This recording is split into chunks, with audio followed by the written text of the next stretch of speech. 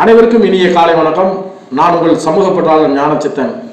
வானவில்லுக்கு அழகு 7 வண்ணங்கள், மனிதனுக்கு அழகு மனதில் தோன்றுகின்ற நல்ல எண்ணங்கள்.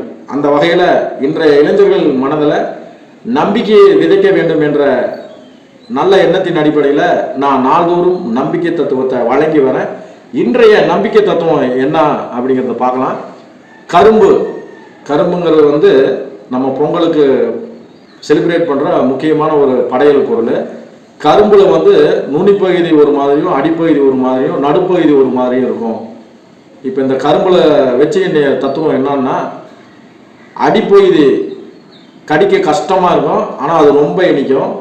நுனிப்பகுதி கடிக்க ஈஸியாக இருக்கும், ஆனால் அது கசக்கும்.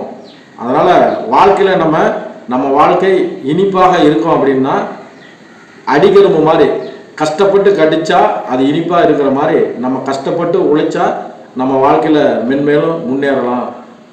எல்லா சாதனையாளர்களுடைய வாழ்க்கை சொல்லுகிற பாடம் என்னன்னா, அவங்களுடைய வாழ்க்கையில் முற்பகுதியில் கஷ்டப்பட்டிருப்பாங்க, பிற்பகுதியில் கஷ்டப்படாமல் இருந்திருப்பாங்க. நம்ம பிற்பகுதியை மட்டும் பார்த்துறோம், முற்பகுதியை பார்ப்பதில்லை.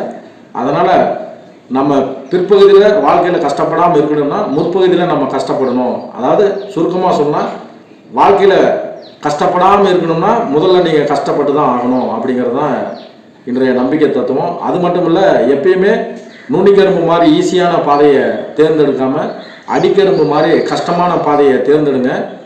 கடின உழைப்பை மேற்கொள்ளுங்க, விடாமுயற்சியை விடாதீங்க. உங்களுக்கும் வாழ்க்கையில் வெற்றி நிச்சயம். நன்றி, வணக்கம். நான் உங்கள் சமூக பற்றாளர் ஞானச்சித்தன்.